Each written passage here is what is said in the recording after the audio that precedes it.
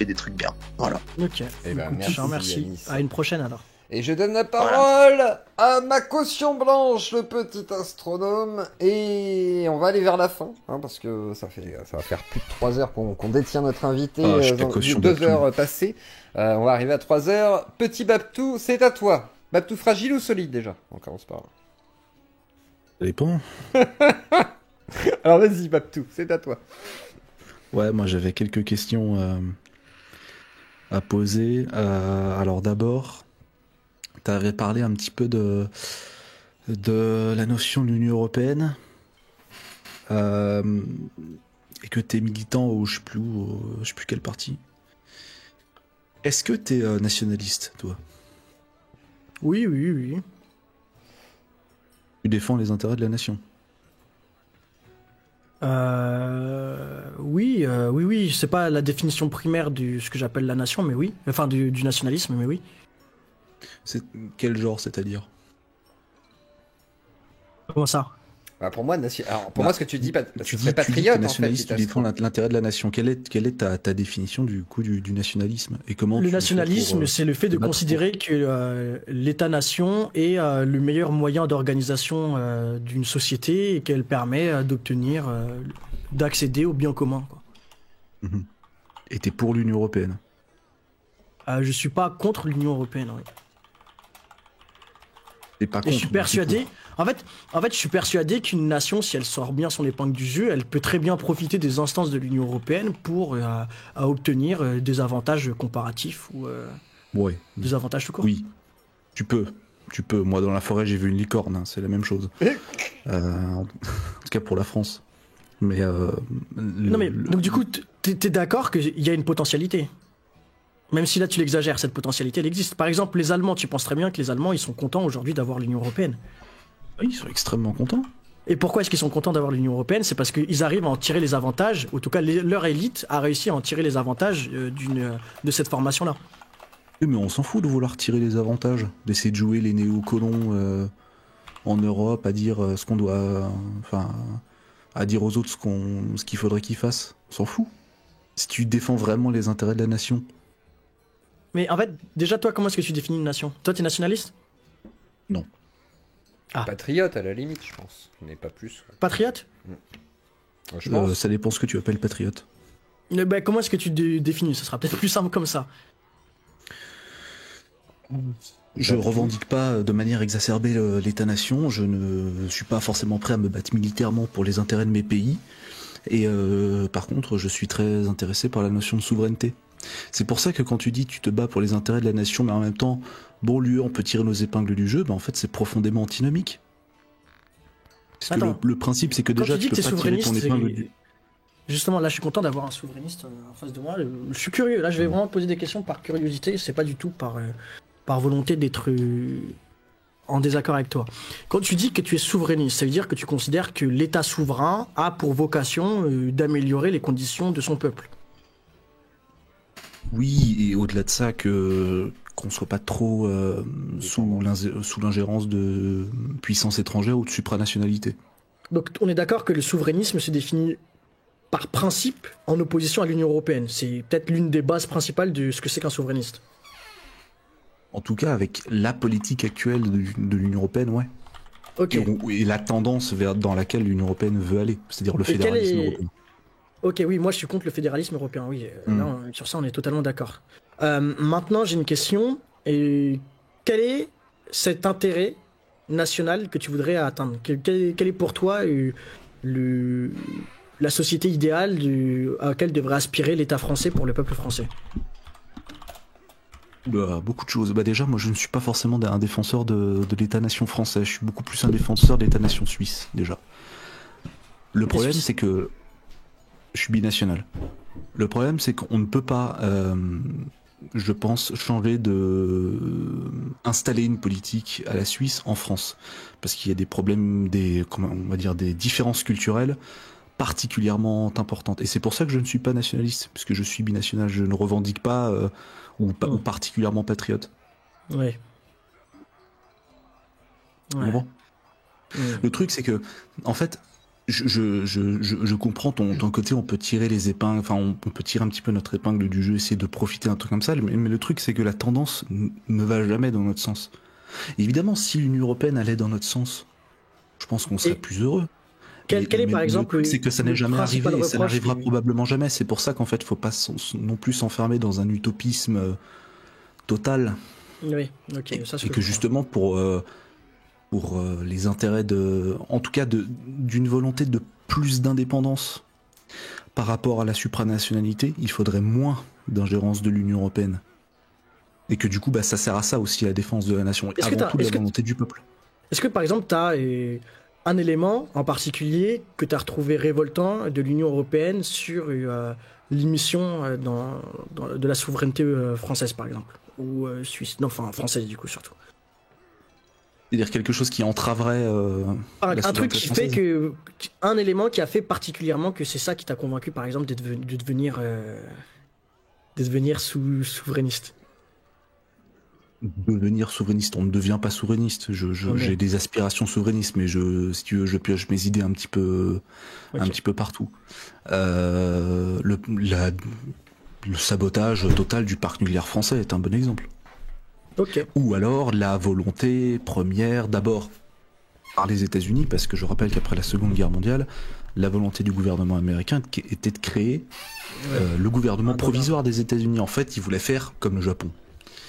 Bon, on a vu ce que ça a donné au Japon. Ils ont mis longtemps à changer ça. Nous, on a eu De Gaulle qui a arrêté in extremis le projet.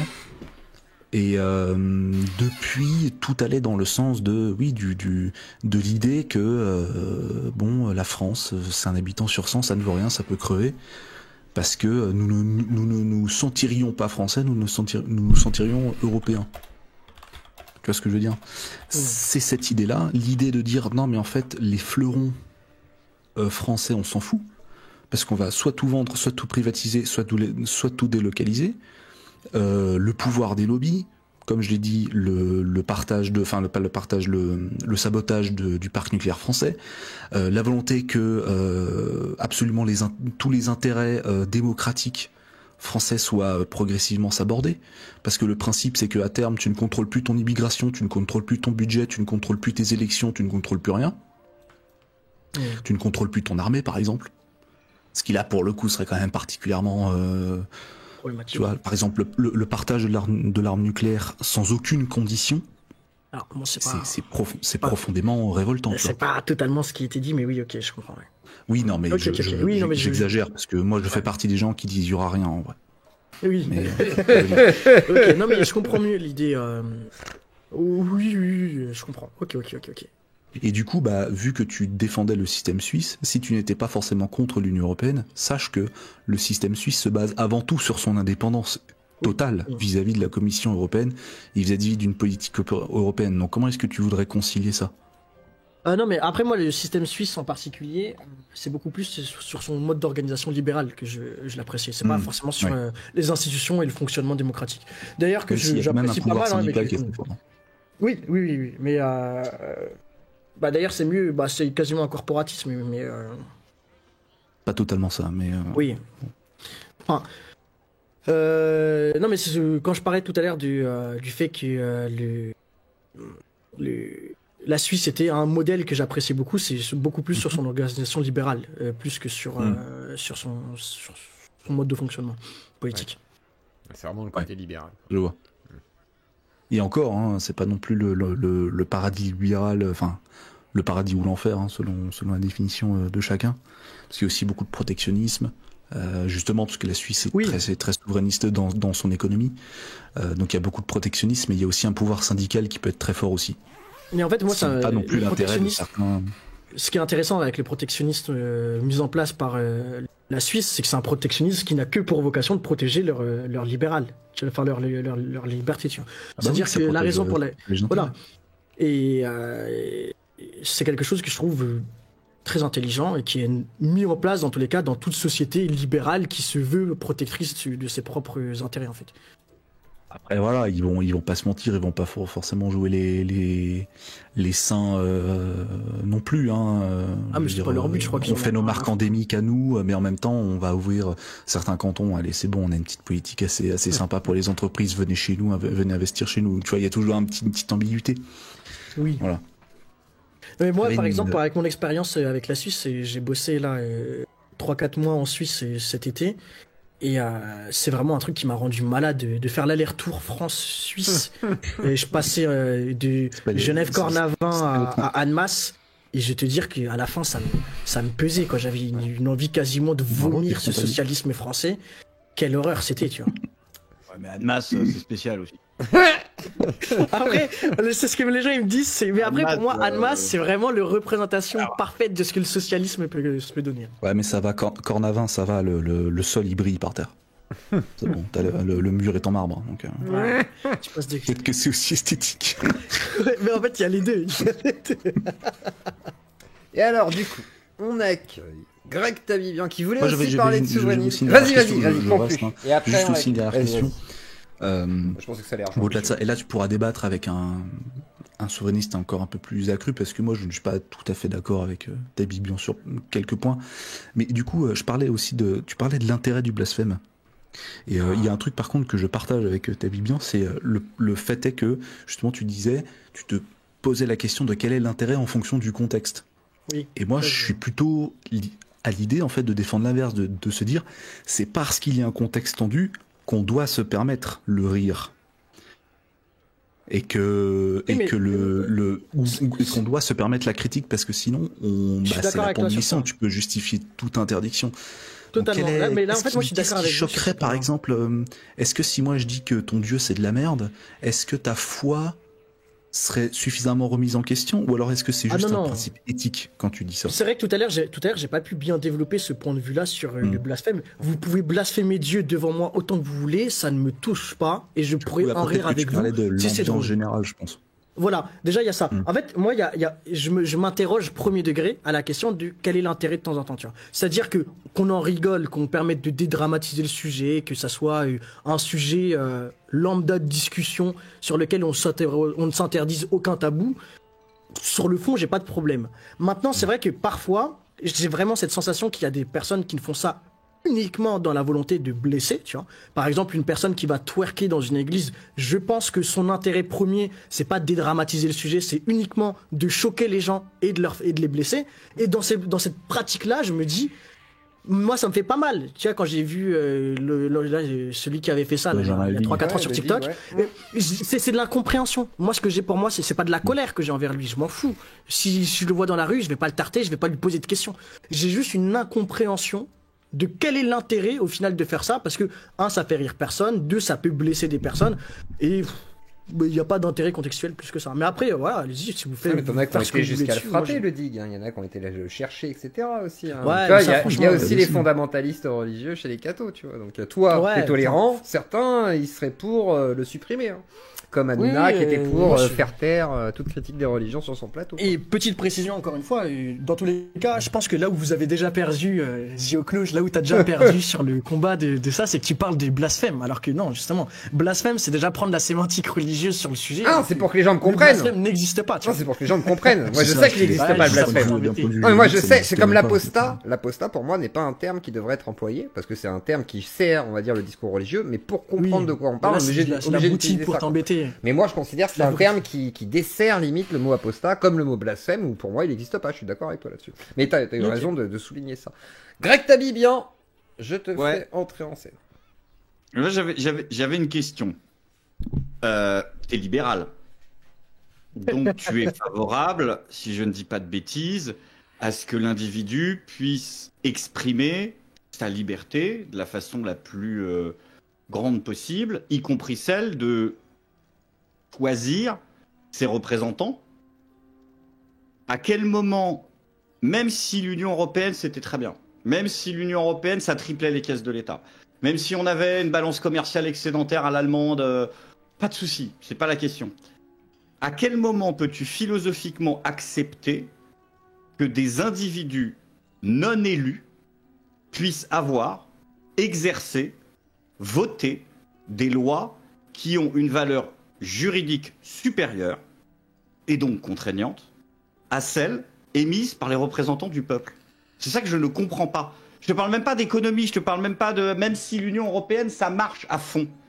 À quel moment, philosophiquement, à moins que tu me dises que c'est le moindre mal, mais bon, vu que peut-être que tu penses que l'Union européenne nous en met plein les poches, mais je n'arrive pas à comprendre comment on peut défendre un système politique dans lequel, in fine, des textes de loi puissent être, même ne serait-ce que concurrentiels, mais c'est pas le cas, ils ont une valeur de supranationalité, par rapport à ce que les représentants que tu as choisis, mais bon, on va dire qu'on accepte de jouer le jeu, ont choisi et voté en ton nom. C'est ça que je n'arrive pas à comprendre, comment on peut concilier cette utopie européenne. Mais t'as vu, je suis poli, je dis pas complot européen, mais c'est ce que je pense. Si tu veux, tu peux le dire. Cette utopie européenne, même si c'était voilà le paradis de Jacques Attali, comment on peut le concilier avec une vision libérale des choses? Alors, moi, je veux bien répondre à ta question. En fait, on a switché très rapidement et je comptais juste aller me chercher un verre d'eau en attendant. Ah, vas-y. Prends un verre d'eau. Et comme ça, tu as le temps de réfléchir à la question et je vais. Ah non, pas du tout, j'ai une réponse. Non, mais t'inquiète. La question, tu n'as pas le droit de boire. D'accord. Moi, j'étais faire pipi non, pendant en fait, que vous discutiez. Le truc, c'est que je sais pas comment couper la caméra et je suis en attends. Attends. Comment je fais pour couper la caméra? Non, mais ce que je vais faire, c'est que à la limite, je vais juste ne pas afficher. Attends 2 secondes. Voilà, c'est bon, tu peux y aller. personne te voit. C'est bon, normalement. Ok, voilà, nickel. Ah, on le voit en slip du coup, le petit. Non, bien sûr que non.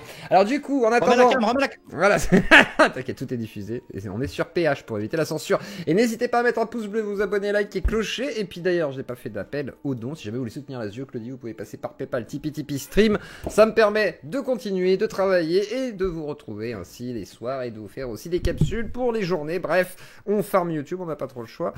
Faudrait faire plus de vues. En tous les cas, on va attendre qu'il revienne de son verre d'eau. Ça va, Greg? Tranquillou? Ouais, ça va. Quoi de nouveau, tiens, des projets? Bon, rien, là, je suis en train de monter. Je me copine longtemps au téléphone. Je suis un peu de retard, mais je le sors demain, le live d'hier, là, tranquille. J'ai fait un petit live, ça va bien. Une vidéo qui a pété tous les records. J'ai pris 12 000 abos d'un coup. D'accord, mais t'as fait quoi hier? Attends, j'ai pas vu. Et du coup, ta vidéo off de 2020, tu vas vraiment la sortir ou c'est devenu une blague maintenant? Quel sujet? Moi, j'attends, Inch'Allah. Laquelle? Sur le racisme anti-blanc? Sur les 8 offs que tu voulais sortir. Ça commence à devenir une blague, mais non, il y en a une que je sortirai jamais, c'est la vidéo sur Zemmour, parce que c'est une analyse Zemmour pré-campagne.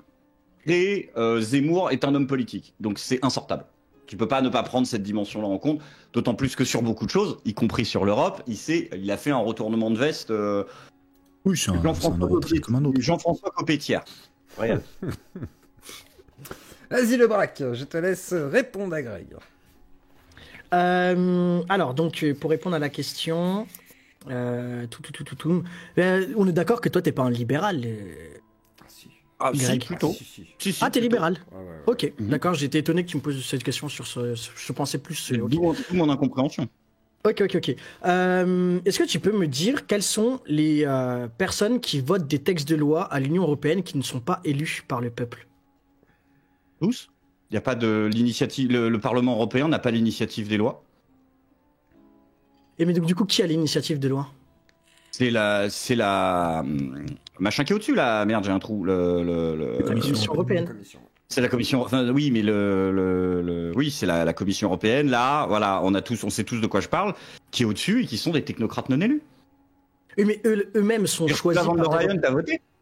Ursula von der Leyen, elle se permet d'exiger, elle se permet de décider que on va repousser l'âge de départ à la retraite. Elle se permet. Von der Leyen, on est d'accord que la raison pour laquelle elle a été nommée à la présidence du Conseil européen, enfin de la Commission européenne, c'est qu'elle a été nommée par des élus. Non, en fait, là, je vais juste faire le mec chiant parce qu'en disant qu'ils sont tous issus. Oui, mais alors il y a un truc. C'est pas un vrai argument. On a estimé en France à partir de il y a pas si longtemps que ça que le suffrage censitaire c'était pas la démocratie. Donc on vote pas pour des mecs qui votent pour des mecs qui votent pour des mecs qui votent pour des mecs. Parce qu'en fait c'est comme la Suisse que tu citais très bien, un certain niveau d'éloignement du cœur nucléaire de la prise de décision. Non, après, je dis ça juste pour emmerder. Je vais juste faire le mec emmerdant. Je vais juste faire le mec emmerdant. Plus une démocratie est efficace, plus les gens sont dans le confort et moins ils votent, en plus. C'est ça aussi le paradoxe. C'est que le taux de participation en Suisse est moins élevé. Oui, c'est pour ça que à titre personnel, pour moi, tout ce qui est préfecture, tout ce qui est département, tout ce qui est machin, pour moi, c'est factuellement de la merde. Mais pour moi, il faudra abolir ces conneries-là, en fait. T'as la commune, t'as l'État, tu peux avoir un intermédiaire, mais alors le millefeuille administratif français de préfet, sous-préfet, commune, intersectionnalité de commune, c'est trop. C'est trop. Les gens, ils votent pour un maire, ils votent pour un président, ils votent pour des députés. Et le reste, franchement, ça devrait être broutille. Pour moi, le concept d'un arrêté préfectoral, c'est déjà délirant. Enfin, tu vois, mais bon, après, c'est une vision. Mais en fait, du coup, moi, j'ai une question. Est-ce que, en fait, non, parce que comme tu dis, oui, ça reste une aberration. Et même dans tous les cas, la façon dont les votes n'ont pas été respectés aux différentes étapes de la construction de l'Union européenne, ça reste une aberration pour une personne qui est attachée à la liberté et surtout à la volonté majoritaire du peuple. Moi, je suis d'accord avec toi sur ça. Maintenant, j'ai une question. Si demain on changeait les institutions européennes, on va juste mettre le fait que voilà, t'as que des députés et que ça peut être les députés qui vont faire voter les lois au Parlement européen, issus d'un vote direct de chaque peuple de France. Est-ce que toi, ça te tirait ou pas dans ces conditions-là? Déjà, il y aurait quand même un problème, c'est que tes votes seraient soumis à la majorité. Donc, du coup, en fonction du nombre de députés que tu as, une décision peut être imposée dans ton pays parce qu'une majorité a été emportée par des députés nommés par un autre ou plusieurs autres peuples souverains. Non, ça n'irait pas, en fait. Parce que ces peuples souverains, ils ont pas... C'est pas moi. C'est pas mon État. Pays, ouais. C'est pas ma nation. Parce que, en fait, en réalité, toi, tu n'as aucun sentiment d'être européen. Bah non. Pourquoi faire? Oh là là. Ah, mais moi, c'est une question. Si, t'es européen dans le contexte géographique, mais on n'est pas européen. Enfin, même. Oui, non, mais tu ne sens pas de culture européenne. Voilà, c'est ça que je dis. C'est que t'as pas un sentiment d'appartenance à l'Europe? Ah non, aucun. Un serbe, un polonais, un espagnol. Je me sens plein de choses, mais je me sens absolument pas comme appartenant à un peuple européen. Je sais pas à quel moment dans ma vie de. Ah non, mais c'est une question. En vrai, c'est pas une question. Tu vois. Ah ouais. Tu t'es jamais senti européen? Ah non, je me sens plus proche de jouer en Josas que de l'Union européenne, ouais. Que de l'Europe. Okay. Ouais. Je me suis jamais senti européen. Je suis jamais senti. Et quand bien même je me sentirais. Tu vois, par exemple, je me sens peut-être très supporter du PSG, mais c'est pas pour ça que le Qatar il doit décider ce qui se passe dans mon pays ou que le président du PSG il doit décider ce qui se passe dans ma vie. C'est pas parce que j'ai un sentiment. PSG, tu te fais du mal tout seul. Hein. Ouais, non, mais je sais. Mais je me sens très culturellement chrétien. Je me méfiais pas de toi jusqu'à ce que tu dises que tu soutenais le PSG. Non, mais je rigole. Je m'en fous un peu. Mais je suis d'une sensibilité très chrétienne. Mais le pape n'a même pas à décider de la couleur de ma vignette auto. Enfin, je sais rien. Il a décidé de rien dans ma vie. En fait, c'est pas parce que j'ai une adhésion ou que quand bien même je me sentirais européen, à aucun moment, je ne comprends pas le truchement qui aille de dire on se sent européen, donc on doit valider un mode d'organisation politique regarde. Qui est de l'Union européenne. Je me sens très français. Toi, t'es parisien, toi. Toi, j'imagine que t'es parisien, non? Ouais, banlieusard. Ouais, je considère ça comme Paris. Ouais, du coup, c'est peut-être. En fait, j'allais faire une image qui fait que c'est peut-être. T'as jamais vécu en dehors de Paris ou Si, j'ai vécu à l'étranger même. Ouais, mais en France, je voulais dire. Longtemps, non. En gros, t'as pas un attachement régional, c'est ce que je veux dire. Non. Parce que, non, en fait, la réflexion qu'on pourrait avoir. D'arrondissement, même Paris, je me sens pas parisien. Oui, je me sens un enfant du 15e qui a grandi. Ouais. Ouais, ok. Ce qui est plus légitime d'ailleurs. Oui, mais même. Oui. Non, mais même. Attends, voilà. Je me sens un enfant du 15e, mais le maire du 15e, il n'y a pas à décider parce que j'y habite pas. Donc c'est pour ça que je ne comprends pas à quel moment, dès qu'on commence à faire le truchement, le lien entre. Non, mais parce que le raisonnement il est simple. Et validé, on valide pas un système politique par sentiment. Ah bah si. Si, totalement que si. Ah, largement que si. C'est parce que t'as la sensation de faire. C'est parce que t'as la sensation de faire partie d'une société que tu es dans une société, littéralement. Pas du tout. Si personne n'avait la sensation d'appartenir à une société, on ne ferait pas société commune. Non, mais c'est parce que tout le monde se sent français qu'on est français, en fait. D'accord. Mais je te parle de valider un mode d'organisation particulier du pouvoir. Je ne me sens pas... si j'adhère à un certain nombre d'idées politiques, c'est parce que je pense qu'elles sont bonnes du point de vue de l'efficience et de la moralité. Pas parce que je me sens un attachement historique à ces idées-là. J'étais pas né, j'ai jamais connu les mecs qui les ont fondés. Enfin, c'est pas mon sentiment de. Tu vois, ça. Il n'y a pas un lien d'affection. Ok, oui, d'accord. Pas d'appartenance. Non, j'ai pas de lien d'affection vis-à-vis des gens pour qui je vote. Enfin, si en l'occurrence parce que c'est des potes, mais bon, c'est pas la question. Ah, c'est malin, tiens. Tu fais partie de cette élite. Tu fais totalement partie de cette élite. Quelle élite? Et pourquoi? Non, en plus c'est Kuzmanovic, donc non, c'est pas l'élite là. Pour le coup, c'est les petits partis là. C'est vraiment. Il y a les bons à 18 ans, on joue à Warhammer. Hein. Désolé, Kuzma, mais ouais, voilà, c'est Bloodborne. Et effectivement, ça peut être le dernier des critères vraiment en bout de course pour séparer deux candidats. D'accord. Mais en fait, moi, ce que je voulais dire tout à l'heure, avec les questions que je te posais à propos du si tu avais vécu ailleurs en France, en fait, la raison qui fait que comment ça s'appelle, un Breton va avoir les mêmes règles qu'un Corse ou qu'un Basque ou qu'un Alsacien, alors qu'ils ont une distance à Paris qui est énorme, alors que pourtant Paris va quand même avoir un mode de règlement pour l'ensemble du territoire.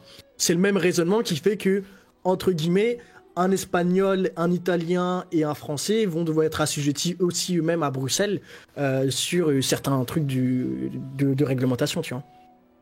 Je voulais faire un parallèle comme ça. Pourquoi est-ce que toi, ça te paraît plus normal que des Français puissent... Alors, ah bah là, je vais faire mon droit tard pour le coup. Quel sang avons-nous versé pour être européens? Quelle bataille avons-nous gagné pour être européens? Nos frontières, nous les avons et notre État, nous l'avons arraché sous les bannières du roi, sous les bannières de la Révolution, sous les bannières de l'Empire. Des millions de Français sont morts pour ça. Nous avons fait des révoltes, nous avons fait des révolutions, nous avons fait des guerres pour que ce bout de territoire soit le nôtre. Les seules fois où nous avons fait une guerre au niveau de l'Europe, c'était contre elle. Moi, donc, nous n'avons rien choisi. Mais je vais faire encore plus mon droit tard que toi. Le Vendéen, il pourrait avoir le même raisonnement. Il a le droit. Et il pourrait dire, non mais voilà, qu'est-ce qui fait que Paris me donnerait des ordres alors que je me suis battu contre la Bretagne à l'époque, contre la République ensuite, contre le Poitou-Charentes après. Qu'est-ce qui fait que tu acceptes ce genre de raisonnement pour la France et avoir une sorte de France républicaine, uniformisée, et tout le monde Paris qui décide pour tout le monde, et tu refuses ce raisonnement pour l'Europe?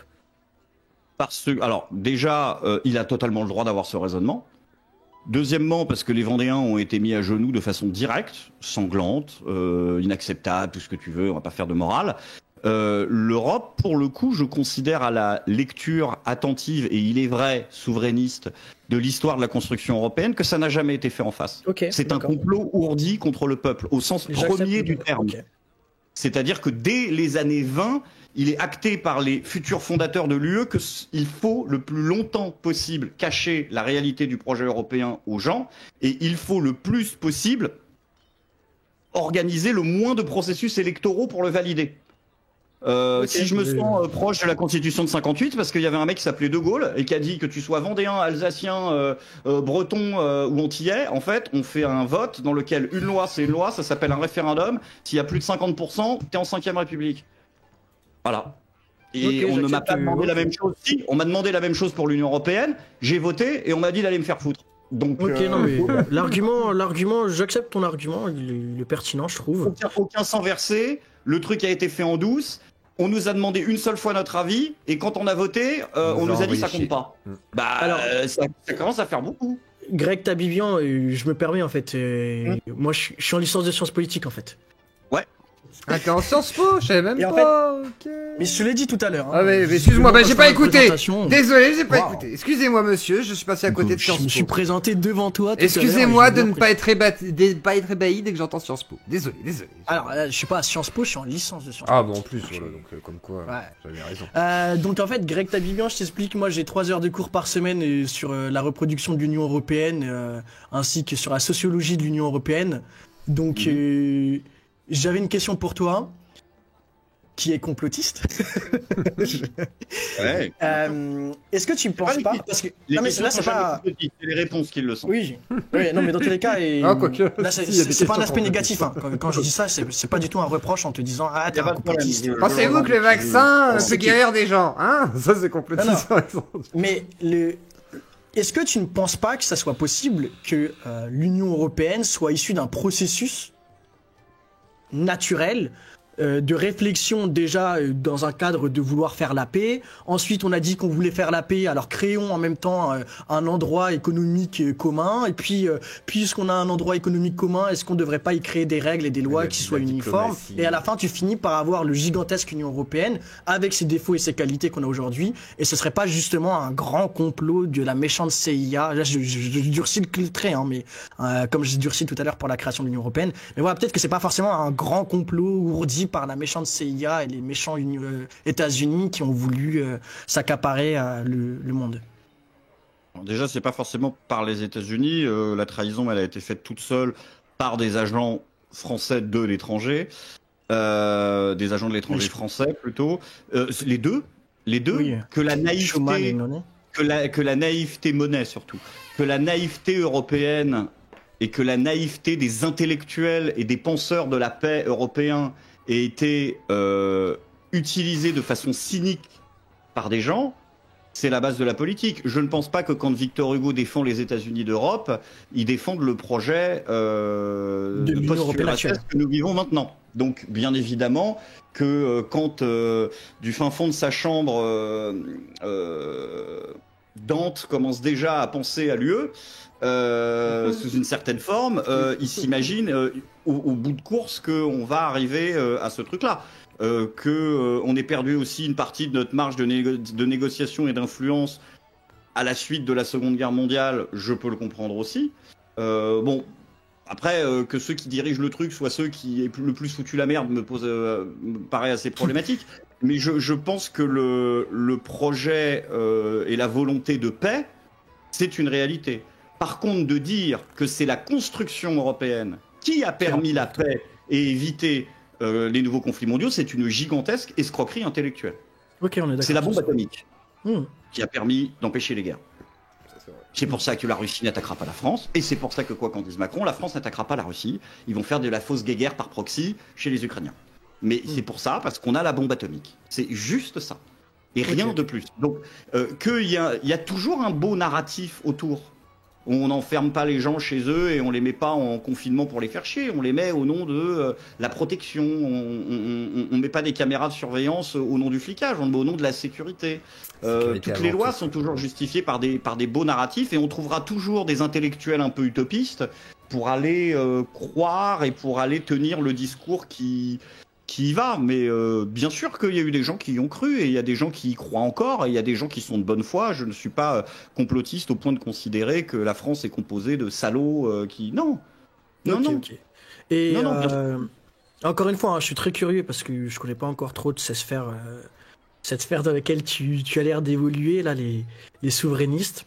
J'en ai entendu parler de temps en temps, j'en ai vu quelques-uns en mention sur Twitter. J'ai compris que c'était la guerre, en particulier avec l'Ukraine. J'ai pas bien compris quels étaient les tenants et les aboutissants. Mais du coup, demain, Greg Tadibibian, je te donne la baguette magique à infini qui te permet de faire ce qui te semble le plus juste pour l'Union européenne. Voilà, là on est aujourd'hui le 21 mars 2025. Je te donne cette baguette de magique. Qu'est-ce que tu fais avec à partir de demain ? Alors, pour les peuples européens, je m'en fous, parce que je vote pas pour eux, ils votent pas pour moi, donc normalement, vu que je défends pas ça, j'ai pas à décider à leur place. La baguette magique, elle est très simple.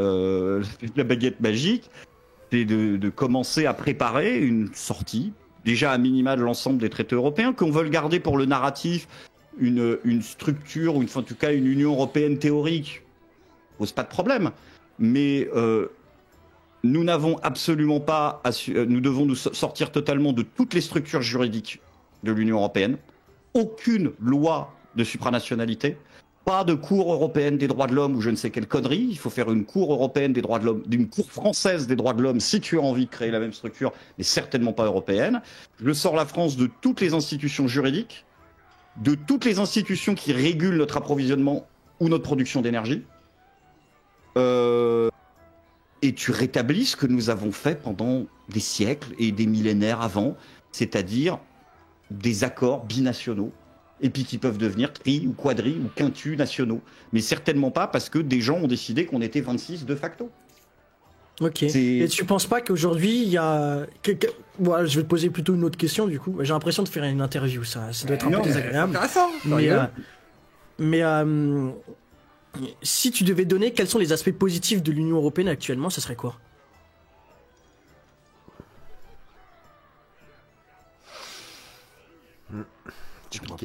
Pour toi, il n'y a pas d'aspect positif actuel à l'Union européenne? Le dernier grand projet industriel, on les a fait sans eux. On les a fait avec des pays européens, mais pas avec l'Europe. En termes de liberté d'expression, c'est catastrophique. Pareil, les lois d'encadrement de la liberté d'expression en Europe, c'est une hérésie.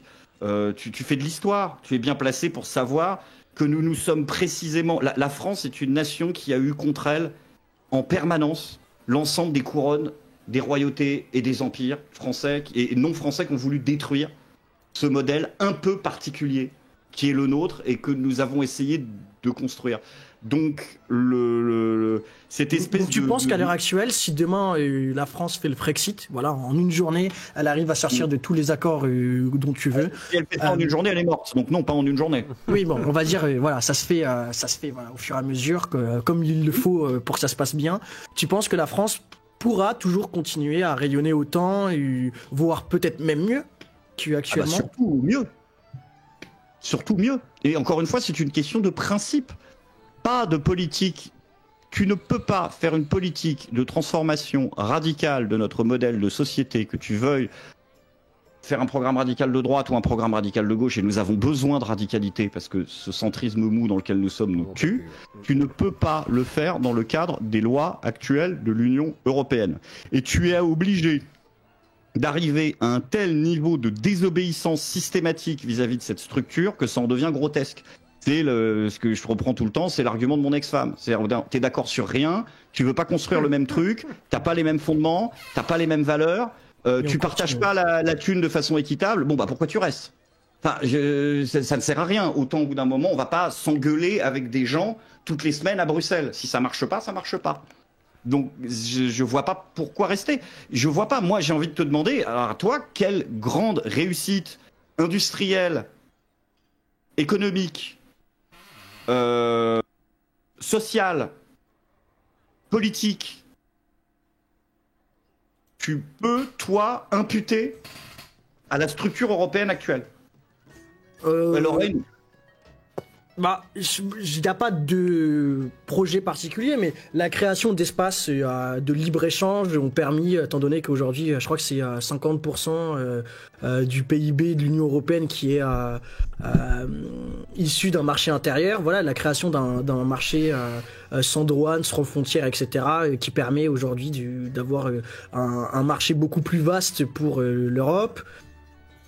Après, je suis pas un fervent défenseur de l'Europe, mais bon, Schengen, oui, grosso modo, ça, à la limite, ouais, incité là, tu me dis oui, bah à ce moment-là, tu fais des accords binationaux au niveau des droits de douane avec les pays un par un avec lesquels tu as intérêt à commercer. Enfin, tu n'es pas obligé de. Oui, mais c'est facilité par c'est facilité. L'Europe ne doit pas être cet organe de facilitation. Si, à la limite, je vois un point d'avantage pour l'Europe. À la limite, c'est les normes. Parce que les normes européennes sont des normes que nous, on accepte. Parle-en aux agriculteurs. Oui, non, je parle pas du Mercosur, attention. Je parle pas de tout ça. Mais oui, non, je suis d'accord. Oui, puis même, oui, c'est vrai, les normes en. Mais je veux dire. Ah, oui, t'as peut-être raison en plus, c'est vrai que. C'est pas faux. C'est pas faux. Non, mais non, t'as pas tort. Je reformule ma question. Quelles sont même les choses positives que tu peux imputer directement à l'Union européenne et qui n'auraient pas pu être obtenues, quand bien même t'en trouverais, par des accords classiques de nation à nation? Mais j'en ai eu une. Enfin, pas de nation à nation, mais en tout cas une grande avancée de l'Union européenne, sans laquelle on ne serait pas là aujourd'hui. Les bouchons en plastique attachés aux bouteilles. Voilà. Exactement. Bah, moi, j'en ai pas. C'est quand cette connerie? J'en ai pas. Hein. Je sais même pas si... J'avoue que ma Soda Stream n'a pas le bouchon en plastique accroché à la bouteille. Et puis je vois pas trop d'intérêt, c'est que je vais refermer. C'est pour ça que j'ai toujours du mal avec les... Et je te traite pas du tout d'européiste, attention, parce que c'est une critique qui est trop facile, qui veut rien dire en plus. Mais c'est toujours le truc, c'est qu'on me parle de paix, on me parle de facilitation, on parle de choses, mais il n'y a pas de projets industriels. Il n'y a pas d'Airbus, il n'y a pas d'Ariane. Oui, je veux dire Airbus, t'as pas. Ouais. Il n'y a pas de concret, il n'y a pas de. Et truc. L'euro pour toi, c'est. Tu voudrais revenir sur l'euro ou pas? Ah bah aujourd'hui l'euro nous sauve. Mais parce qu'on est nous sauve de la merde dans laquelle l'euro en tout cas nous a mis. Nous a plongé. Oui. Effectivement, si du jour au lendemain ton dealer arrête de te filer du crack, tu vas mourir. Mais c'est pas pour ça qu'il faut le remercier. Le pire, c'est que tu mourras pas pour le crack. J'ai un truc positif. T'as un truc positif. J'ai un truc positif. C'est quoi? L'Agence spatiale européenne. Ah oui. Dans ce modèle, évidemment, de collaboration internationale, dans un modèle idéaliste de collaboration internationale, ce dont je suis tout à fait pour. 50% c'est le CNRS, hein, on est bien d'accord. Hein. Le CNES, pardon. Voilà. Le CNES. Mais il y a eu des grosses améliorations. C'est vrai. Grâce à la coopération. Mais après, tu me diras, il y a le Swiss Space Office qui appartient au gouvernement fédéral suisse. Ils sont pas dans l'UE, mais ils font partie de l'ESA aussi. Donc ça compte aussi. Mais très bel exemple. Voilà. Ok, bah je te le donne. Effectivement, c'est vrai que avec le on aura un peu moins de satellites et on aura un peu plus d'agriculteurs en vie. Bon après, ça se calcule. J'ironise, hein. Mais oui, tu vas trouver un. Mais voilà, quoi, t'es sur des espèces de projets. Eh bah très bien. On sort de l'Europe, sauf de l'Agence spatiale européenne. Ah bien, je suis pas obtus au truc, quoi. Et tu gardes le mais contrat c'est pas parce que j'envoie des sur satellites que mes agriculteurs ils doivent toucher 400 balles par mois et qu'on doit m'imposer des. J'ai pas justifié ça. Je dis juste, tu cites un exemple. Je te donne. C'est un bon exemple. Et tu te félicites, c'est la première fois qu'on arrive à trouver quelqu'un qui m'en cite un. Donc c'est un bon exemple. Je te donne un exemple qui fonctionne et qui en plus n'est pas forcément basé sur ce que décide forcément la Commission européenne. C'est-à-dire que c'est tout un tas c'est une collaboration qui est saine, je trouve. Parce qu'on a besoin de l'aide d'autres nations. J'en ai juste pas que d'autres nations dirigent nos pays. Vas-y, le braque, un autre exemple. Cette fois-ci, c'est pas les bouchons. Vas-y, le braque, vas-y. Il y a quand même aujourd'hui 81 Français qui gagnent 14 570 € par mois. Et ça, dans notre pays de clochards, c'est quand même quelque chose d'incroyable. Ah, moi, je préférerais qu'ils reversent un petit peu. En gros, t'as des députés, quoi. Les députés. T'as 81 € de députés qui gagnent bien. Ah ouais, bah voilà, c'est ça. Et le ruissellement, technique du ruissellement. Donc au final, l'Union européenne est enrichie. Il faut le savoir. Et alors, après, je comprends que politiquement ce soit une take, comme on dit aujourd'hui, qui est difficile, la take souverainiste, parce que c'est ce qui fait que t'es Philippot et pas Marine Le Pen. Mais d'ailleurs, pourquoi est-ce que les souverainistes sont moi, voilà, en tant que là, vraiment, j'ai pas beaucoup de connaissances sur le sujet. Encore une fois, je le répète.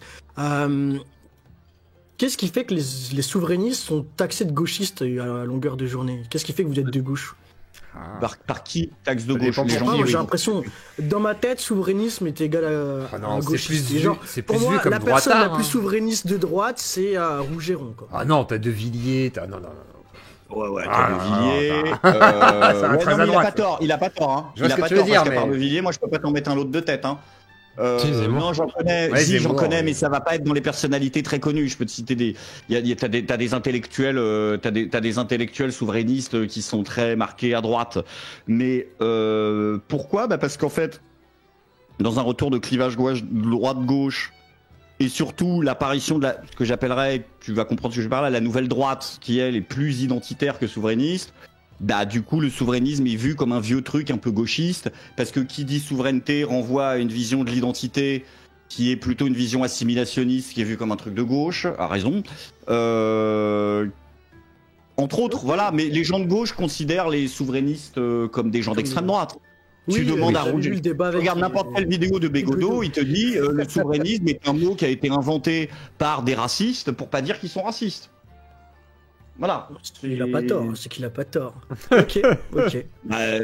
J'aimerais bien qu'on m'explique. J'aimerais rebondir sur un truc qu'a dit Greg, parce que j'aimerais rebondir sur un truc, c'est que là où t'as tout à fait raison, c'est que la nouvelle droite, elle est tellement identitaire qu'elle finit par devenir pro-américain qui nous remplace. C'est pour ça que Frontière, je dirais rien parce que je sais que t'es invité là-bas, mais ils ont toujours été ça. Les Frontières là, je peux plus. Depuis les années 50, les identitaires de droite sont les idiots utiles notamment de la CIA américaine. À savoir que pour les cadres de la CIA, un identitaire de droite a moins de valeur qu'une chèvre en Afghanistan. Comme quoi. Non, mais respectez-vous à droite. Pour des débiles. Voilà. Ils ont bien raison, parce qu'à chaque fois, ils tombent dedans. Parce que les identitaires de droite se branlent sur la romanité, parce qu'ils se branlent sur le rêve européen de refaire le Saint-Empire germanique.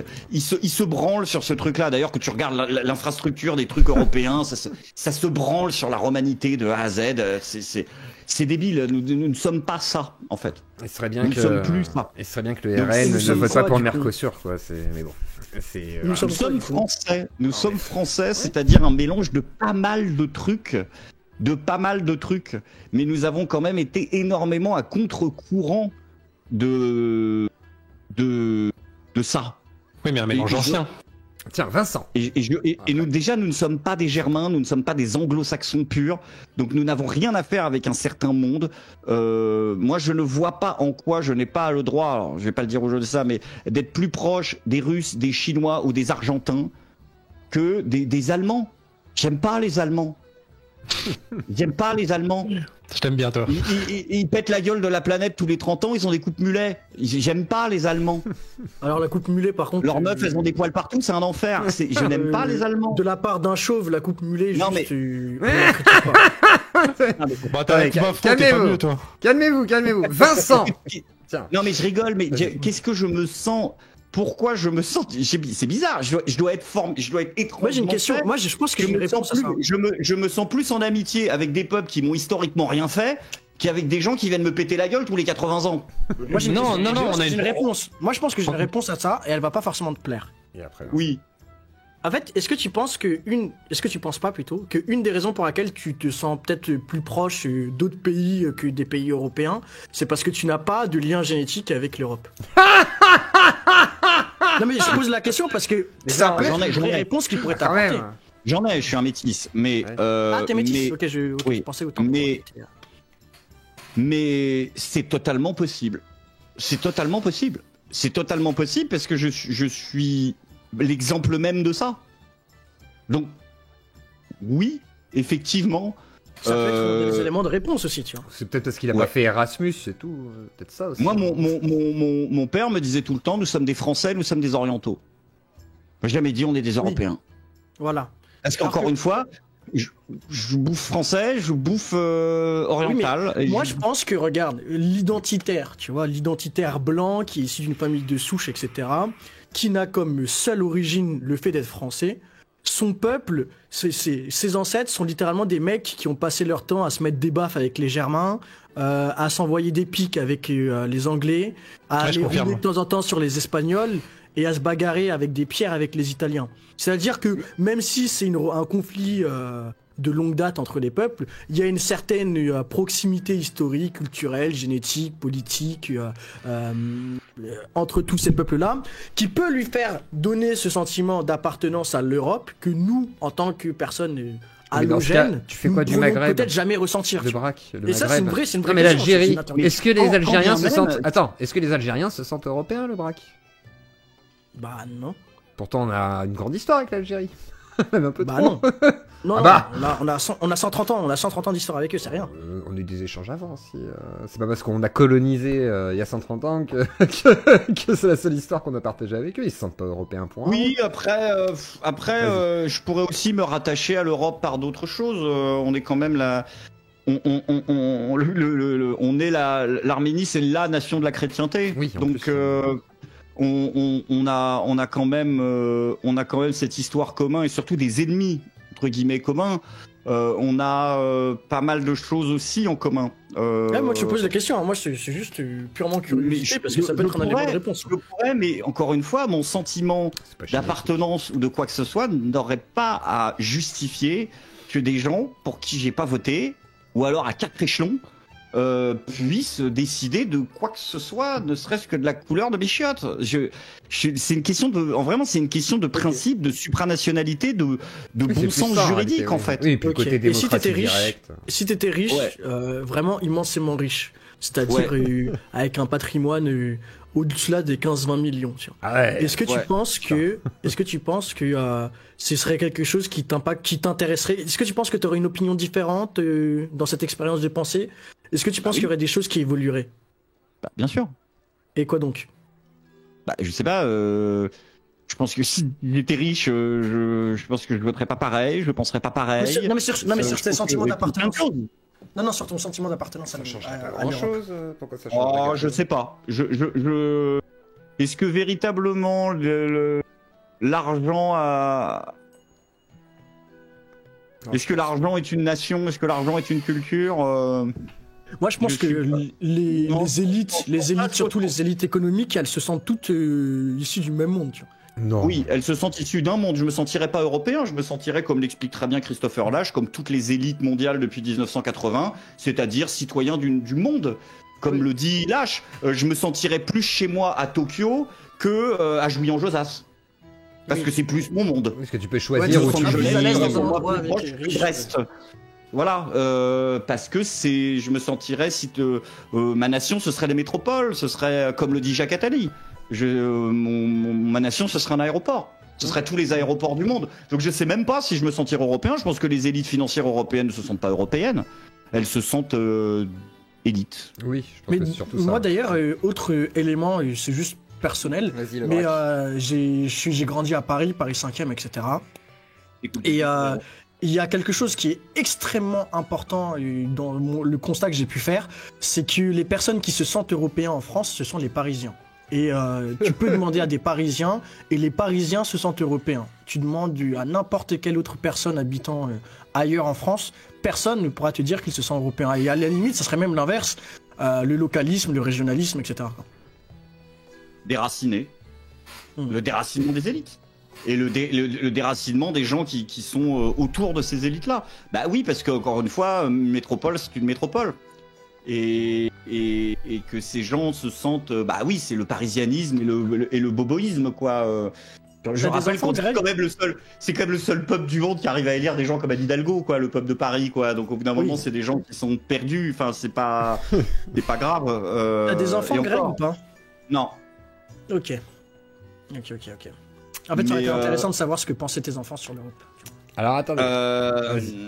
Non, je suis pas si vieux, donc je pense que mes enfants n'auraient peut-être pas eu d'idée sur l'Europe. Ah, quoique, si, ils auraient pu quand même. Bon, ça, t'as quel âge? 42. Mais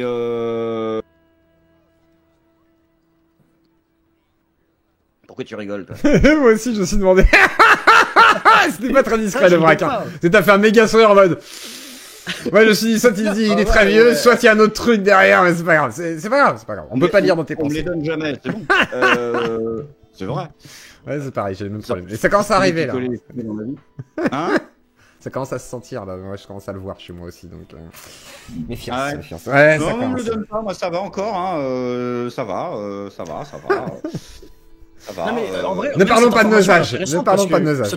Cette information, elle est intéressante parce qu'il y a aussi un effet générationnel sur la perception à l'Europe. Bah oui, c'est bien sûr, c'est l'évidence. Et quoique, parce que moi je suis issu d'une famille de gauche des années 80 qui votait Mitterrand au deux tours, qui allait sabrer le champagne le soir de Maastricht et tout le bordel, hein, donc... peut-être pas, parce que paradoxalement, je suis la génération qui a vu les effets soi-disant positifs de l'Europe, puisqu'on nous a vendu des réussites françaises comme des réussites européennes, mais donc presque des gens qui ont cru. Donc, ouais, mais moi, justement, c'est plus dans le côté déçu. Pour lequel l'Europe, c'était la normalité. J'ai connu un monde où ça n'était pas ça. J'ai connu le monde pré-Maastricht. Parce que pour moi, tu faisais plus partie de la génération des déçus, en fait, justement. Bah, c'est les mêmes. Moi, j'ai jamais été pour un. T'as jamais été pour. J'ai jamais été pour ce truc-là. Jamais. Mais justement, t'as jamais été pour l'Europe, mais dans le cadre de l'Europe, excuse-moi, dans le cadre de l'Europe, tu demandais tout à l'heure des projets ou des choses qui ont été faites concrètes. T'as le LHC qui est un accélérateur à particules, qui est un projet purement européen, pas uniquement une concordance de plusieurs pays qui se sont mis autour et qui se sont dit on va le faire. Et ça, c'est bien sûr le LHC. Vas-y, Greg, et après. Vas-y, petite asso, si tu veux faire ta précision, et après, Greg. Ouais, le LHC, c'est le Lausanne Hockey Club, ça n'a rien à voir. Non mais oui, on soit capable de produire de la grosse tech, de la grosse tech qui tâche. Oui, je suis d'accord, et du gros armement qui tâche. Oui, on est capable de faire de la grosse tech. Ouais. Ok, je veux bien. Maintenant, est-ce que ça justifie un organe qui a des pouvoirs de judiciaire, de contrôle de l'information, législatif, qui peut annuler des décisions juridiques dans des pays? Oh là là. Mais là, tu rejoins un problème qu'on a aussi en France avec le Sénat, puisque le Sénat, c'est pas toi, c'est pas moi en faisant l'élection. C'est les élus, c'est les maires, etc. Je crois que c'est les maires, si je me trompe pas, qui élisent le Sénat. Et là, c'est les grands électeurs qui le font. L'interdire aussi. Je suis contre le Sénat. C'est inutile.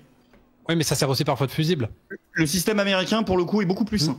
Même si, dernièrement, on a vu avec la loi immigration, personnellement, je pense que le Sénat est un problème, dernièrement, dans sa conception. Mais en soi, c'est un problème qu'il y a dans l'Europe, mais c'est aussi un problème qu'il y a en France et en Europe. Toi, est-ce que ta vision, elle se rapproche plus de la France, entre guillemets, je vais dire, je sais que tu l'as dit tout à l'heure progressivement, mais est-ce que toi, ta France, c'est une France qui retourne sur une monnaie nationale, ou est-ce que c'est une France qui embrasse un peu plus l'Europe de Gaulle, donc membre de l'Europe telle que De Gaulle la voyait, une Europe des nations, on va dire une Europe saine, entre guillemets, de partenariat de pays dans lequel tu peux avoir des accords de libre-échange ou de laisser-passer, parce que tout à l'heure tu parlais de faire parfois des accords de libre-échange ou des accords d'échange tout court, bien sûr, oui, avec des pays. Ouais, mais avec des pays où parfois tu vas, par exemple, je sais pas si... Alors toi comme moi, on a la même position vis-à-vis des Allemands, c'est-à-dire que voir des mecs en nuque longue avec un coup de soleil dans le dos sur les plages, ça casse les couilles. Mais on a le même point de vue vis-à-vis des Allemands. Si demain on dit on travaille avec l'Autriche pour plein de raisons, peut-être pour un métal rare, je ne sais pas ce que peut produire l'Autriche, donc là je dis au pif, mais on va devoir traverser l'Allemagne, ou alors faire un énorme détour. Et là en fait, là où l'Europe, elle vient te permettre d'avoir du marché aussi, elle te dit, grâce à l'Europe, tu peux quand même traverser l'Allemagne, aller jusqu'en Autriche et faire ton marché. Si demain tu n'as plus ça et que l'Allemagne te dit vous voulez nous faire la guerre économique, allons-y, on peut plus vous blairer, tant mieux. Ils te disent on vous interdit de passer, bah tu retournes soit au maritime, tu retournes au transport avec des longs détours. L'Allemagne ne vont pas être particulièrement enchantés de ça, mais en soi en fait tu vas avoir des gros détours, donc l'Europe elle t'apporte aussi ça. Et donc j'entends que depuis tout à l'heure en fait t'es assez anti-Europe. Je pense que t'es plus quelqu'un qui veut un Frexit sur le long terme. C'est au moins le truc positif par rapport aux gens comme Philippot qui le veulent dans l'instant T. Mais est-ce que tu penses vraiment que c'est possible de faire sans ces accords-là en fait? Non mais oui, je réponds sur les deux trucs.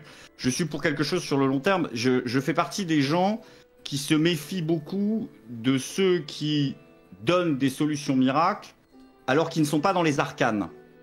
Par exemple, je dis c'est très bien qu'on parle tous d'économie, mais par exemple, aucun d'entre nous ici n'a accès aux documents du ministère des Finances qui nous disent et c'est réellement l'état des finances françaises.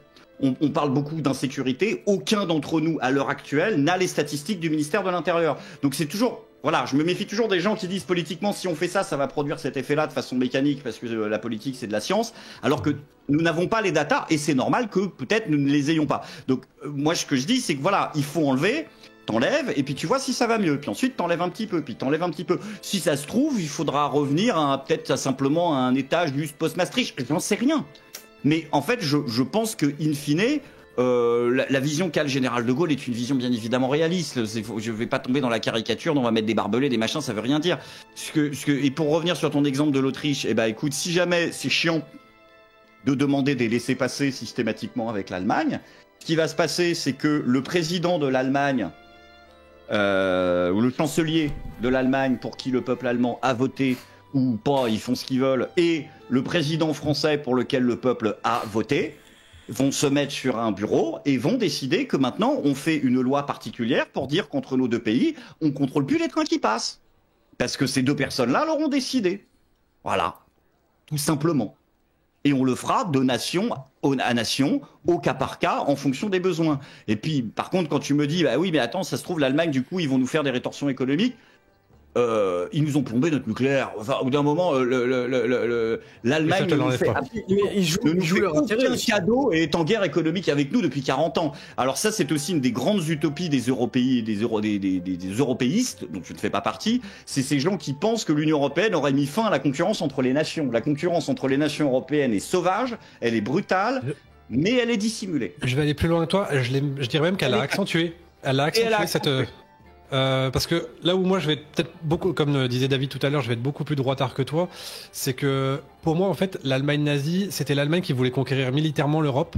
L'Allemagne actuelle c'est l'Allemagne qui veut conquérir diplomatiquement et économiquement l'Europe. En imposant ses règles, en imposant ses lois, en imposant son mode de fonctionnement, alors qu'elle a peut-être le pire de l'Europe. L'Allemagne, ça a toujours été un pays qui veut conquérir par tous les moyens. Insidieux. Elle a toujours eu une volonté de puissance, mais c'est pas une nation de puissance en tant que telle, c'est pas une nation conquérante en tant que telle, mais qui veut le devenir. À contrario, par exemple, de la Russie, de la France, de la Chine, ou même des États-Unis, si on leur donne sur leurs 300 ans d'existence, qui sont assez conquérants. C'est pas une nation conquérante. Sont pas là, ouais. À chaque fois que les néoconservateurs sont pas là, mais oui, en tout cas, je suis d'accord avec toi sur le constat que effectivement, on pourrait peut-être dire que la violence entre nations, modulo la guerre, mais encore une fois, l'UE n'a rien à foutre là-dedans. Dans cette histoire, c'est accentué. Demande à nos amis grecs s'il n'y a pas de concurrence entre les nations. Regarde comment les médias allemands parlaient des Grecs, ils disaient que c'était un peuple de chômeurs, que c'était un peuple d'assistés, les Italiens qui les traitaient de parasites, les Espagnols qui se foutaient de leur gueule avant de devenir aussi pauvres qu'eux, puis après c'est les Italiens qui sont... Non, arrête. Mais moi j'ai une question plus globale. Les nations est monstrueuse et elle est cachée. Elle est cachée, et je ferais même le parallèle avec, tu faisais avec les États-Unis, avec ce qui se passe maintenant avec l'ère Trump, où tout le monde est en train de dire regardez, on retrouve la concurrence horrible entre la France et les États-Unis. On ne l'avait jamais abandonné. Joe Biden était une ordure avec la France, sauf qu'il mettait autour un espèce de cadre de coopération, d'amitié, voilà, et qui faisait qu'en fait on avait l'impression que, mais si tu regardes, et je me suis amusé à le faire, tous les canaux diplomatiques, les diplomates sont quasi unanimement d'accord pour dire que c'est beaucoup plus simple de communiquer avec Trump que ça n'a été pendant toute l'administration Biden. Il y a infiniment plus de canaux diplomatiques ouverts. Trump, il t'organisait des grands galas, des grands machins, des grands sommets, des grands trucs, et puis une fois que le rideau tombait, il allait discuter avec ses trois potes de qu'est-ce qu'il fallait faire pour tout le monde. Alors que Trump, au moins, il dit d'aller te faire foutre, mais il te le dit dans les yeux. Oui. Il change d'avis après. Il nous a pas niqué notre marin, il nous a pas niqué BNP Paribas, il nous a pas niqué, voilà, c'est pas lui ça. Oui, mais il en serait capable, parce que lui, comme Biden, il est parti.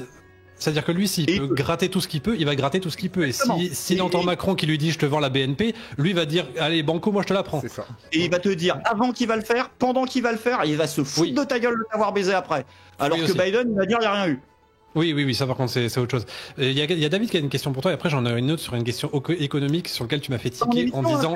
Vas-y Vincent, vas-y. Et après en le braque posera la question. Ouais, mais en fait on quitte le sujet de l'Europe. Ah d'accord, le braque, vas-y, pose ta question et après ta question Vincent, et on conclura après ces deux questions. Vas-y le braque. C'était une question sur comment est-ce que tu as lié ton libéralisme avec l'Union Européenne. C'est-à-dire que, à mes yeux, un bon libéral, il se dirait que la création d'un marché commun, d'une Europe où tout a été facilité pour les échanges, etc., ça reste quand même au moins un avantage économique qui peut être intéressant, et à ne pas tout foutre en l'air d'un coup, tu vois. Parce que mon libéralisme n'est pas économique. Ah, voilà. C'est ce que tout à l'heure, c'était la question que j'allais te poser. Tout à l'heure, quand tu m'as dit libéral. Ouais, t'es progressiste. T'es progressiste. Plus ou moins, oui. Grosso modo, oui. On peut dire t'es pas libéral, t'es progressiste. Je déteste ce terme. Le progrès ne veut rien dire. Tu es progressiste. Plus un libéral extérieur. Si je te cite Christopher Lasch, c'est aussi parce que c'est un livre de chevet. Je me méfie énormément de la notion de progressiste, qui est un attrape-gogo gigantesque. Mais c'est sur les mœurs, quoi, que t'es libéral. Je suis libéral parce que je pense que chaque individu a le droit au bonheur. Je suis libéral parce que j'ai, on va dire, une métaphysique, une anthropologie, une vision de la politique et une vision du droit qui est libérale. Ça veut dire que métaphysiquement, je pense que nous méritons le bonheur. Anthropologiquement, je pense que l'homme est un loup pour l'homme. Politiquement, je pense que la recherche de modèles politiques parfaits est une aberration qui conduit toujours au pire, et que la meilleure façon de faire de la politique dans la cité, c'est la politique du moindre mal. Et juridiquement, je suis pour un modèle de société dans lequel chaque individu est responsable individuellement, où les enfants n'héritent pas des fautes des parents. La rupture anthropologique avec la loi du talion.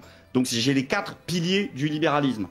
Après, j'ai des yeux et des oreilles, et je vois bien que l'utopie de certains libéraux qui pensaient que l'évolution progressiste du droit, de la politique, enfin que l'évolution de l'économie allait amener de facto que les deux allaient communiquer comme des vases communicants entre elles et que l'un allait amener l'autre et que l'autre allait amener l'un est une connerie. Et puis j'ai aussi conscience, comme je te disais tout à l'heure, je disais dans le chat, que nous ne vivons pas stricto sensu, même pas du tout, dans un régime libéral. Quand les gens me disent que Macron est un libéral, j'explose de rire. Un mec qui veut réguler les sites porno, qui met des caméras de surveillance tous les 5 mètres, n'est pas un libéral. Et même du point de vue économique, ce n'est pas un libéral. Quand on parlait de la privatisation des autoroutes, je t'ai accordé que effectivement, on peut pas non plus dire que c'est la libéralisation des autoroutes in fine qui est responsable du problème, autant que le fait qu'il n'y ait pas eu d'appel d'offres, que ça a été filé à des copains et que les commissions ont été opaques. Donc il faut aussi, je ne dis pas que le système libéral économiquement serait le meilleur, mais je dis que nous appelons libéralisme un truc qui ne l'est pas, qui ne l'est plus. Donc il faut bien se mettre là-dessus. Mais voilà, quand je dis que je suis libéral, encore une fois, c'est sur ces 4 piliers-là. Ma métaphysique, mon anthropologie, ma vision du droit, ma vision de la justice. Et je pense que même cette vision-là, même si nous décidions d'aller dans un mode d'organisation socialiste de la société, nous ne devrions pas perdre ces acquis politiques, judiciaires, métaphysiques et anthropologiques. Et donc philosophiques et intellectuelles en règle générale. C'est vraiment... Nous n'avons pas fait mieux. Nous n'avons pas fait mieux et nous ne ferons pas mieux. T'as bien défini en quoi t'étais libéral, franchement c'est très, très agréable à entendre, mais... Enfin, très agréable. Ça dépend pour qui. Mais... Et juste le dernier point sur lequel je t'ai pas entendu parler en tant que libéral, la liberté pour toi, où est-ce que tu la places, où est-ce qu'elle s'arrête, quelle est ta vision de la liberté? J'ai été citer la phrase à la con que tout le monde cite et que pas grand monde comprend, mais toi tu la comprends. Voilà, là où commence celle des autres, mais sans abus, si tu veux. En fait, c'est tout le problème des sociétés libérales. Le problème des sociétés libérales, c'est que c'est des sociétés dans lesquelles il y a le moins de règles possible. Donc quand il y a le moins de règles possible, c'est d'autant plus facile de jouer avec les règles et l'ambiguïté des règles. Et donc, c'est tout ce paradoxe qu'à un moment, il faut dire oui, mais lui, on est tous d'accord pour dire qu'il nous prend pour des cons et qu'il abuse avec la règle. Et que c'est tout le problème. C'est tout le problème, c'est que plus ton livre de règles il est petit, plus tu peux faire ce que tu veux. Donc il y a un moment en fait où tu dois avoir ce que les Anglais appellent de la common decency, et s'apercevoir qu'un mec qui va jouer avec tel article du code pénal pour faire libérer 15 mecs qui posent des bombes, d'un moment, il se fout peut-être de ta gueule, en fait. Et que notre société doit être capable de se mettre d'accord sur ça, mais pour pas que ça vire à l'arbitraire... Oui, t'es pragmatique, quoi. Voilà, mais pour être sûr que ça se barre pas à l'arbitraire, il te faut une démocratie impeccable, une éducation impeccable et des médias impeccables. C'est-à-dire une population informée, une population consciente, une population qui ne subit pas des éléments de communication médiatique qui relèvent de l'ingénierie sociale comme ce qu'on vit. Il faut que tu aies un peuple au carré. Et ça veut pas dire un peuple dressé, ça veut dire un peuple qui est formé. Un peuple critique. Oui, c'est ça, voilà, un peuple critique, un peuple quoi, un peuple réellement, et pas un peuple respecté pour ce qu'il est, quoi. Qui est difficilement qualifiable de peuple, enfin, on serait méchant, quoi, mais c'est toute l'ambiguïté du libéralisme. Après, de dire que c'est aller vers cette direction philosophique est pour moi la meilleure, je pense que oui. Après, j'ai des yeux et des oreilles, j'ai bien vu que la manufacture d'épingles était devenue un McDonald's. J'ai bien vu que la liberté de choisir son orientation sexuelle et librement de Benjamin Constant de la deuxième vague libérale est devenu le droit d'être un homme triton et de se faire greffer des oreilles sur le front. J'ai bien vu que je suis pas con. J'ai bien vu que ça avait déconné et le libéralisme doit faire son autocritique, notamment dans cette utopie folle qu'il a eue de penser qu'il y avait une interconnexion aussi évidente entre libéralisme économique et libéralisme philosophique. Et aussi que nous arrêtions de, sous prétexte que le modèle libéral économiquement nous est néfaste aujourd'hui, ce que nous appelons modèle libéral, de jeter le bébé avec l'eau du bain et de foutre à la poubelle, comme le fait une certaine gauche, des acquis en termes de libéralisme, de liberté d'expression, des acquis philosophiques, pour lesquels, quoi qu'il leur en plaise, ils n'ont pas proposé quelque chose de meilleur. Ok, d'accord. Ni innovant, d'ailleurs. J'ai pris du temps. Pardon. Ok. La carte mentale que je me fais toi maintenant, c'est... Moi, je me définis national, libéral, conservateur. Toi, tu serais du coup souverainiste, socialiste, progressiste. Si tu veux, oui. Après, je pense que le qualificatif de libéral, c'est un mot. En fait, c'est un mot compliqué et c'est bien à chaque fois qu'on l'emploie de se mettre d'accord. Le libéralisme, c'est une doctrine très complète qui va de l'économie au social, en fait, qui touche à tout. Qui touche extrêmement tout. C'est-à-dire qu'une doctrine, c'est des doctrines en plus. Oui, c'est un ensemble de doctrines économiques, sociales, etc., judiciaires, etc. Et justement, sur l'économique, je vais pouvoir poser une question à vous deux en même temps. Juste me permettre, c'est pour ça qu'en général, je trouve que cette question du libéralisme, il faut l'aborder à contresens. Quand tu discutes avec des gens qui disent « Ah, mais je suis certainement pas libéraux », moi, ce que j'aime beaucoup poser aux gens comme question, c'est très bien. Si tu n'es pas libéral, tu es quoi? Oui. Et en règle générale, tu n'as rien. Ah bah non, c'est-à-dire qu'il y a des gens qui disent oui, bah moi je suis désolé, je suis pour la... En fait, tu dis à un mec, t'es pas libéral, t'es quoi? Ah bah non, certainement, je suis pas libéral. Non, moi je suis pour que les gens, déjà, on arrête de leur casser les couilles, qu'on arrête de les fliquer, que les gens, s'ils ont envie d'être pédés, bah ils sont pédés, qu'on juge pas les gens sur leur couleur de... Très bien, tu viens de me donner la définition du libéralisme. Merci, bonne journée. Donc en fait, très souvent, les gens qui disent je ne suis pas libéral parce que, ils te donnent des arguments de la pensée libérale. C'est très souvent un paradoxe. Hein. Oui, je sais. Ils vont souvent te dire je suis pas libéral, je veux que les gens soient libres. C'est vraiment ça, c'est la phrase quoi. C'est un peu comme les gens qui votent RN qui disent je suis pas de gauche, mais je veux que les gens aient des meilleurs salaires et qu'ils aient plus de place dans la société. Vas-y, Vincent. Et justement sur le libéralisme économique, je vais pouvoir vous poser une question à tous les deux. Le Braque, toi justement, t'as rejoint le RN. Si j'ai bonne mémoire, le 3 février, en tout cas, t'avais fait un post là-dessus, donc quelques semaines avant. Tu avais rejoint le RN, mais le RN n'est pas qualifié comme un parti libéral. Et je sais que toi, tu l'es. Tu l'es plus que ce que le RN propose. Et justement, Greg, toi, au niveau du libéralisme économique, qu'est-ce que toi, tu penses du principe de nationalisation, parfois même d'ultranationalisation, que peuvent défendre des gens comme le NFP, ou plus précisément LFI, quand on arrive à discuter avec eux, ce que j'ai réussi à faire une fois dans ma vie, donc j'en suis assez fier. Bah, je l'ai fait très vite. Moi, je pense, voilà, mais après, c'est plus peut-être de la question morale qu'il y a des secteurs qui ne doivent pas être privatisables. Le transport ne doit pas être privatisable, l'énergie ne doit pas être privatisable, l'éducation ne doit pas être privatisable, la police ne doit pas être privatisable, l'armée ne doit pas être privatisable. Oui, je suis d'accord. Je suis d'accord là-dessus. Il faut mettre des moyens infinis. Non. À chaque fois, on nous a montré que les intérêts personnels des personnes arrivaient à une meilleure efficacité, en fait. Tu veux sécuriser ton lieu, tu veux sécuriser ta boîte de nuit, tu veux sécuriser ton environnement proche, tu veux sécuriser la boîte, la dalle sur laquelle est les 808 à Rennes.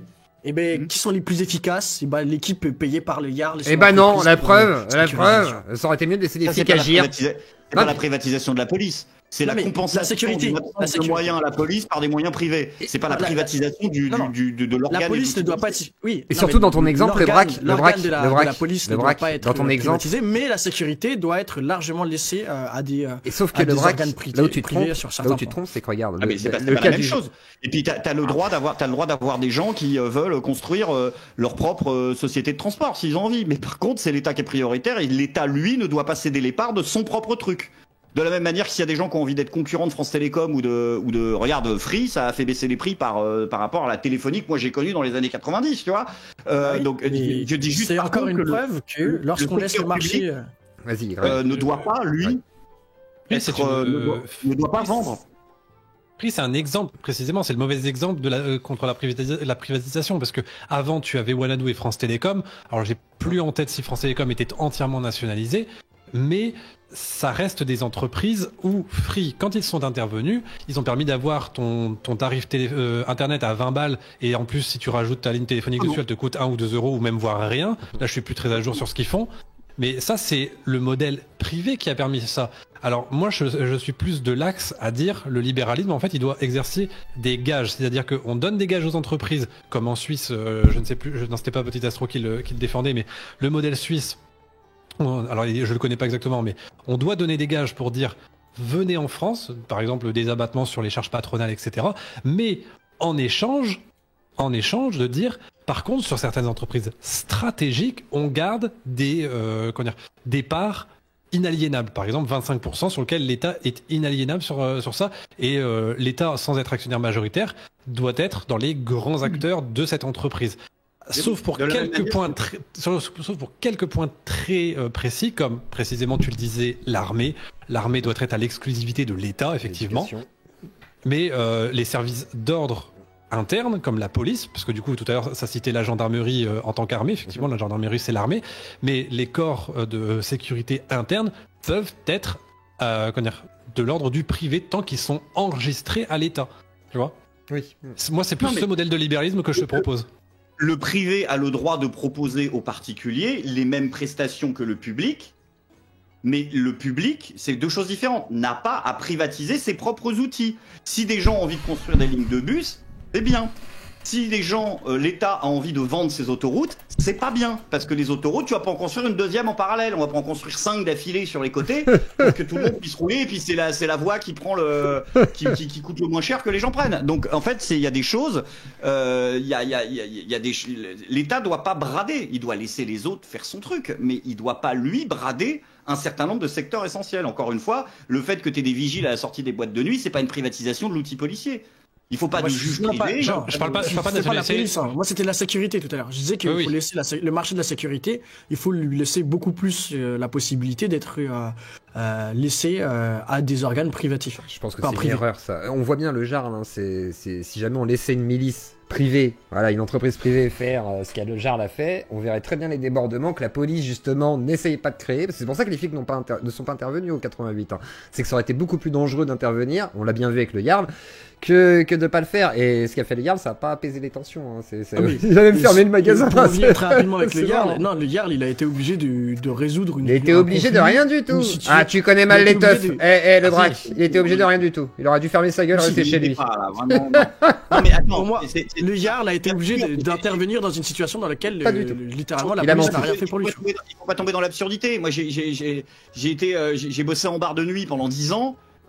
Quand tu ouvres un bar en France, tu vas pas demander à la police de mettre un mec devant ton établissement tous les vendredis et tous les samedis soirs. C'est complètement con, sinon il y aura aucun bistrot en France. Il faut de la sécurité privée, donc bien sûr qu'il faut de la sécurité privée. Tu vas pas demander à un mec qui ouvre un bistrot, ça va pas recruter un flic, c'est complètement con.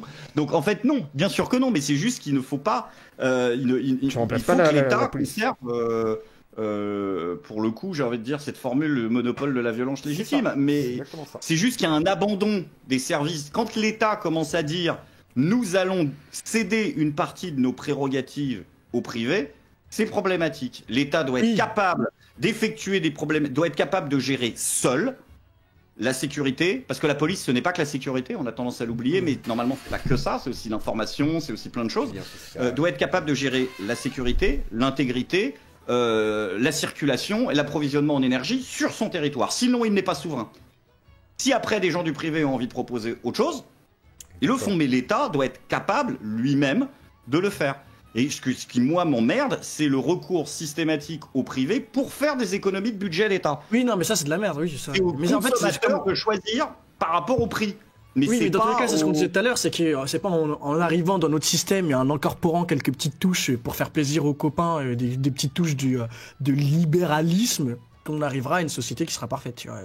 Encore moins comme on a pu voir avec En fait, le truc du libéralisme aujourd'hui, quand on te dit il y a eu tel truc libéral qui a été inséré dans notre société, en fait c'est plus un cadeau à un copain ou un retour d'ascenseur à une personne qui t'a financé la moitié de ta campagne plutôt que du vrai libéralisme, tu vois.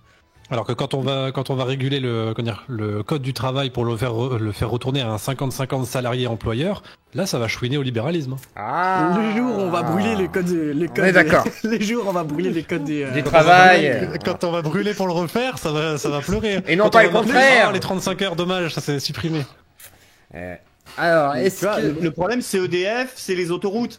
C'est quand au bout d'un moment tu cèdes quelque chose, tu cèdes un bout du gâteau. Oui, je suis d'accord. L'éducation nationale. Il doit garantir qu'il y a un gâteau complet. S'il y a des gens qui ont envie de fabriquer un deuxième gâteau, eh ben ils fabriquent un deuxième gâteau, mais on prend pas une part du gâteau pour le mettre à côté. Voilà. Exactement. C'est juste. C'est juste ça parce qu'encore une fois, tu vas pas. J'ai pas envie de relancer une pièce. J'ai pas envie de relancer une pièce. Alors vas-y, je te laisse conclure. Je te laisse conclure avec une question et après on conclut. Vas-y, le braque. Dernière question intéressante.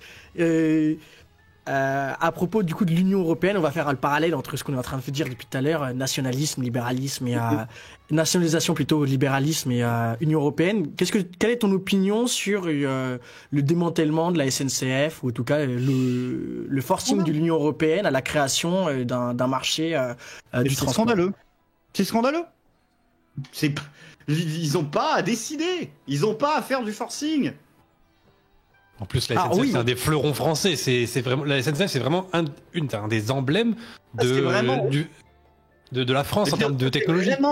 C'est vraiment un exemple typique dans lequel on a un truc qui marche mieux que partout ailleurs, et donc du coup ils veulent le péter pour qu'on ait un truc moyen comme les autres. Non mais ça va 2 minutes. Bah on aura des trains allemands au moins. Et c'est ça, des Webus.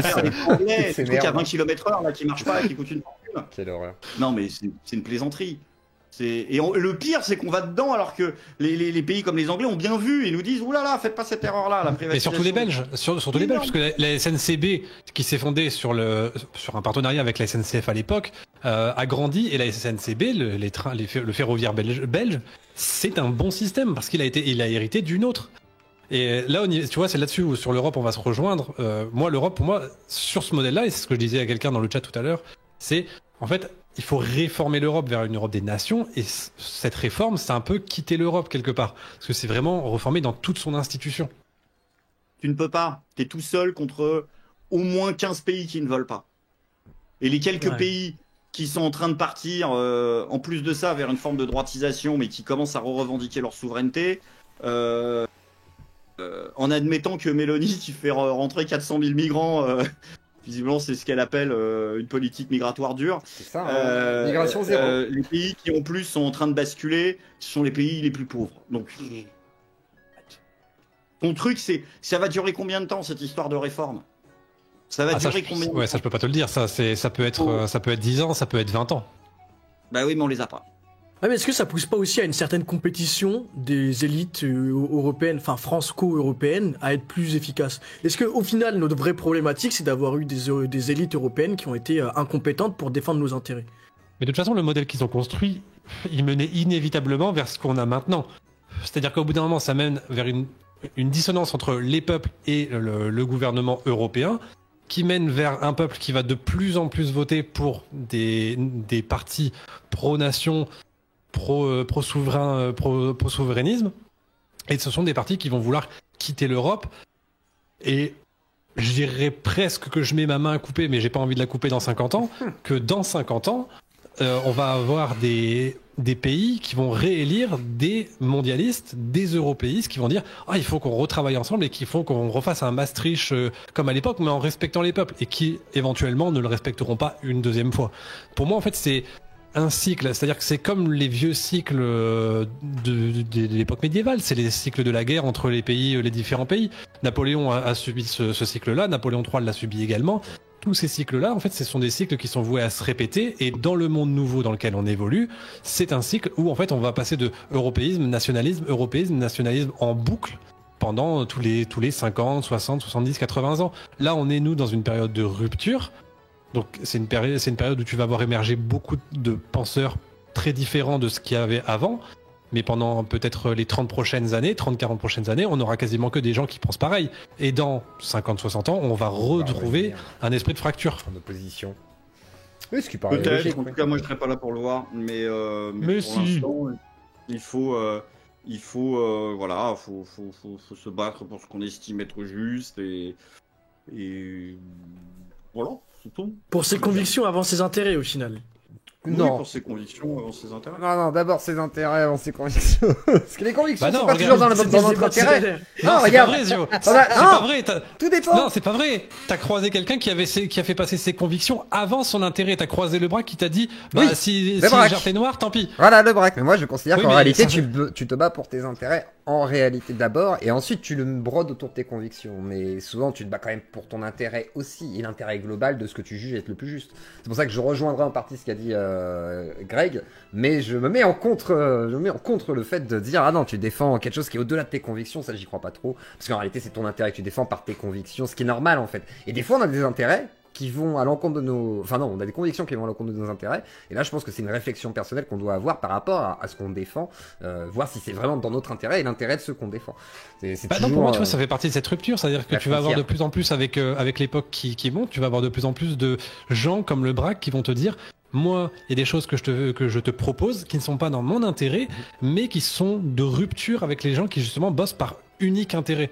Et ça, c'est l'esprit de nation. Pour moi, c'est l'esprit de nation, c'est de faire passer les intérêts du grand nombre, des 68 millions de Français, avant les siens. Et ça, c'est aussi dans ce cadre-là que moi je théorise, entre guillemets, une rupture continuelle tous les 50-60 ans. Ouais, j'entends. C'est un juste compromis. Après, je peux aussi comprendre les gens qui ont pas envie de se sacrifier pour des gens qui les méprisent ou qui les prennent pour des cons, tu vois, ou qui n'ont pas envie de se sacrifier pour ce que la France est devenue aujourd'hui. C'est pour ça que moi je dis souvent que je suis pas patriote, parce que quand tu sors de l'infantile,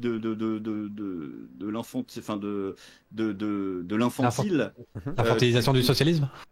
Ouais, quand tu sors de l'utopie, tu comprends que mourir pour le pays, finalement, c'est toujours mourir pour le mec qui le dirige, parce que c'est lui qui va te remettre une Légion d'honneur sur le cercueil. Sache que le BRAC veut devenir député, hein, donc. Et voilà. Comme je disais, oui, pour le général de Gaulle, peut-être que je traverse la Manche, mais pour Macron, en termes de risque personnel, je traverse pas au rouge. Hors de question. Le mettre en danger, même ça, pour ce tocard. Donc, faut aussi, faut prendre ça en compte, quoi. Je vais pas aller en Ukraine, je vais pas faire des gosses parce que Macron me le demande, je vais pas lui envoyer mon épargne, je vais pas voter pour lui, mais je vais pas, voilà, je vais rien faire de ce qu'il me dit. Je vais pas me faire vacciner parce qu'il le demande, voilà. Je pense que tu fais aussi beaucoup pour certaines personnes, parce que tu sens qu'elles te respectent. Bien sûr. Mais... Lui fait partie des gens que j'estime ne pas mériter de respect. C'est pas quelqu'un à qui je dirais vous. Même si je le croisais, tu sais, dans un contexte officiel, il y a peu de chances que je lui dise vous. Parce que j'estime qu'il mérite pas le respect. Et le vous, j'estime que c'est une phrase, enfin c'est une nomination que tu n'offres que par respect. Excuse-moi Vincent, mais on se connaît depuis longtemps et tu me tutoies. Comment je veux le prendre? C'est parce que t'es plus jeune que moi et je t'ai formé à certaines choses. Vincent, je suis même pas d'accord avec toi. Pour moi, le vouvoiement, c'est même pas ça. C'est une sorte de soumission en réalité. Le vouvoiement, il y a un côté. Tu vois, le respect, c'est quand je tutoie les gens. Oui, pour moi. Et puis tu peux mépriser quelqu'un. Voilà, c'est ça. Considérablement en le vouvoyant. Exactement. Oui, mais là, tu rentres dans les éléments de rhétorique, mais par défaut, quand tu vas croiser quelqu'un, tu vas lui dire vous. Je croise le couple Macron, tu vois, le chapeau, messieurs, hop, je passe. Ah, là t'es poli, mais c'est de la politesse, voilà. C'est pas une... Non mais Vincent, là tu fais des techniques d'ironie, mais je veux dire, on est d'accord. À savoir que t'auras très certainement soit une casquette, soit un bonnet, donc ça fonctionnera pas. Voilà. Et puis au-delà de ça, Vincent, tu dis c'est du respect, c'est pas du respect, c'est de la politesse en réalité, parce que le respect, parce que dans d'autres langues, tu as que le tu vois, il y a que le tutoiement. Ça va dépendre des langues, et nous, on met le vouvoiement pour mettre une distance. Par exemple, chez ces cons d'anglais, c'est you. Exactement. Et c'est pour ça que je te dis, c'est pas une question de respect, c'est vraiment une question de politesse, on va dire, dans notre. Je vous recommande une conférence TED qui a été faite par Astronogeek, qui parlait justement du tu et du vous, et lui qui a un petit peu tendance anard, disait justement que ce serait pas mal de briser cette barrière, et que c'était aussi un des problèmes que pouvait avoir notre belle langue. Bah tu vois, moi j'ai un exemple dans ma famille, c'est mon père et ma grand-mère. Ma grand-mère, elle a été envoyée par absolument tous les membres de ma famille qui se sont mariés à une tante ou à un oncle direct. Ils ont vouvoyé ma grand-mère, à l'exception d'une personne, c'est mon père, qui a toujours dit tu, mais lui, déjà il connaissait mon arrière-grand-père, mon grand-père, pardon, qui était militaire, qui était gendarme. Il le connaissait personnellement puisqu'il venait boire le café à la maison avant même que mes parents soient mariés. Et tu vois, ma grand-mère, c'est la seule personne qui se faisait tutoyer par mon père. Mais c'était aussi une forme de respect. Et en fait, la langue française est quelque chose d'éminemment très compliqué, puisque tu peux dire tu par grand respect, comme moi j'ai beaucoup de respect pour le BRAC par exemple, mais tu peux aussi dire vous par respect à une personne qui t'est plus inconnue ou qui a une stature qui fait que tu vas le vouvoyer, tu vois. T'imposes le respect. Par exemple, un autre exemple assez connu depuis un reportage, c'est celui de Marine Le Pen et Jordan Bardella. Jordan ne tutoie jamais Marine Le Pen. Et il lui a dit une fois, c'est parce que depuis que vous êtes devenue grand-mère, je me vois pas vous tutoyer. Okay, pour autant, je sais que par exemple, si moi j'y vais, au Rassemblement National, il y a beaucoup de gens que moi, dans les réunions, je tutoie. Pourtant, c'est des députés, c'est des grandes personnes. Stéphane Vogetta, avec qui j'ai déjà débattu, je l'ai tutoyé. Parce que, au bout d'un moment, en fait, tu instaures un dialogue de respect où tu peux dire tu. Mais moi, d'abord, je dis toujours, est-ce que je peux te tutoyer? Je dis toujours, est-ce que je peux vous tutoyer? Parce que t'es très poli et que tu as cette éducation. Et il n'y a rien de pire que quand la personne te dit non. Oui, voilà, ça c'est. Mais par contre, tu vois, là, tu comprends qu'il y a un froid entre vous. Il y a une question de statut aussi, c'est-à-dire que par exemple, quelle que soit l'affection que j'aurai ou le respect ou l'entente que j'aurai avec ma belle famille, je pense que je vous verrai toujours mes beaux-parents. Et c'est pour garder une distance. Mais c'est parce que tu gardes une distance, c'est tout. C'est une protection, on va dire. Il y a pas mal de. Oui, c'est vrai, c'est vrai. Alors que les parents de mes potes, je les tutoie. Il y a un des deux que je tutoie et un des deux que je vous vois. Celui que tu tutoies, c'est celui avec qui t'es proche, celui que tu vois, celui avec qui tu vis dans tes distances, c'est normal. Moi, c'est ce que je fais avec ma belle-mère. Oh la pauvre. Ouais, c'est vrai. Désolé belle-maman, mais je vous vois, c'est pour ça. Discuter un peu plus que voilà, peut-être établir un contact un peu plus, voilà. Le vouvoiement, c'est toujours une distance qui est mise, ou le fait d'imposer un respect, etc. Et c'est pour ça que quand tu me dis Bardella vouvoie Marine, moi je trouve ça malaisant. Franchement, depuis le temps qu'ils se connaissent, ils devraient la tuer. Bah moi, je serais pas là vous voyez. Tu vois, par exemple, au-delà de 2 semaines, je pense que moi, je Marine, pas je la tutoierais. Je pense que je la tutoierais. T'inquiète, c'était au bout de 2 semaines. Au bout d'1 heure, elle est bourrée au rhum. Mais oui, moi je suis persuadé. Voilà. Non. Marine, on va se battre. Déjà que j'ai dû changer mon avis. Vincent, tu sais que c'est vrai. Mais Vincent, tu sais que c'est vrai quand même. Non. Mais si, elle a dansé. Non. En plus, Greg, j'ai dû changer ma position sur toi parce qu'au début, je pensais que t'étais éminemment socialiste et je voulais pas t'entendre. Et en fait, je me suis rendu compte que j'avais complètement tort et que du coup, j'aurais dû peut-être prêter plus attention. Donc déjà, je te dois une excuse. Parce que là-dessus, en fait, je pensais que t'étais un gros socialiste. Je rigolais, je me fous de sa gueule. Ouais, non, je sais, mais même nous, en soi, c'est quelqu'un de vachement oisif. Au sein du parti, c'est quelqu'un avec qui tu peux facilement déconner. Tant mieux. Ouh, j'en doute pas. Eh bien, parfait. Eh bien, on va conclure sur ces bons mots. En attendant, Marine. Comme beaucoup de politiciens, hein. Ouais, comme beaucoup de politiciens, moi je suis sûr que ça se trouve Laurent Wauquiez. Regarde Mélenchon quand il était face à son syndicaliste SNCF qui disait juge ma vie, il était vachement courtois. Bon, il a gueulé dessus, mais il a dit juge ma vie quand même. Ouais, et il le tutoyait là, tu vois. Il a pas dit juger ma vie. Ça se trouve, ça se trouve Jean-François Copé, c'est un sacré déconneur. Et puis bon, mais Arnaud Montebourg avec un rail de coke. Arnaud Montebourg, je pense qu'il prend pas de coke, mais Arnaud Montebourg, ça fait clairement partie des gens avec qui, s'il y en a pas beaucoup dans la classe politique française, avec qui j'aimerais bien passer une soirée. Ah ouais. Montebourg, ah oui, il doit être très agréable. Ouais, il doit être intelligent et il doit être assez cultivé et marrant, mais après, même toi, dans tes cas, j'ai envie de te dire, de base, tes soirées sont déjà assez bien réputées, Greg. Les soirées. C'est vrai. Moi, je peux pas dire, on sait que tu sais bien t'amuser, quoi. Les soirées sont sympas. C'est très rare, hein. Je suis un peu casanier. Puis, si, j'ai fait ma première soirée avec des potes à la maison il y a pas longtemps. Voilà, et puis sinon, ça m'arrive une fois de temps en temps d'aller aux soirées de Michael Vendetta pour me marrer. Ah ouais? Mais, et moi, il y a le vrac qui doit passer à la maison. T'es le bienvenu. On boira un bon vin français. Faut que je vienne, moi. Michael Vendetta, je veux bien, là. J'ai des vins de 1950, voire de 1903 dans ma cave. Et ça se boit au moins 1903, je sais pas si j'ai envie d'y toucher. Je sais pas si ça se boit. Non, tu vas boire de l'huile, là. C'est ce que j'allais dire, c'est un peu tendu. Mais en tout cas, on conclut sur le vin. On va conclure, s'il vous plaît. Oui, on va conclure, on conclut. Merci le braque. Attends, parce que toi, après, tu le chopes, le braque. Voilà, tu le chopes après. Merci à Le Braque d'être venu pour cette longue soirée discussion entre RN, négritude, gauche, droite et souverainisme et nationalisme. Nous avons parlé de tout cela ce soir, c'était intéressant. Merci à Le Braque d'être venu dans l'émission de Lazio Claudie, c'était fort agréable et puis bonne radio libre en soi. Merci à Greg Tabillon, merci à Vincent, merci au petit astronome, merci à tous les intervenants qui seront passés ce soir. Je vous souhaite à tous une bonne soirée et on va conclure l'émission. Donc vous mettez un petit pouce bleu, vous likez, vous clochez et on se retrouve à partir de lundi en live et sinon rediff à partir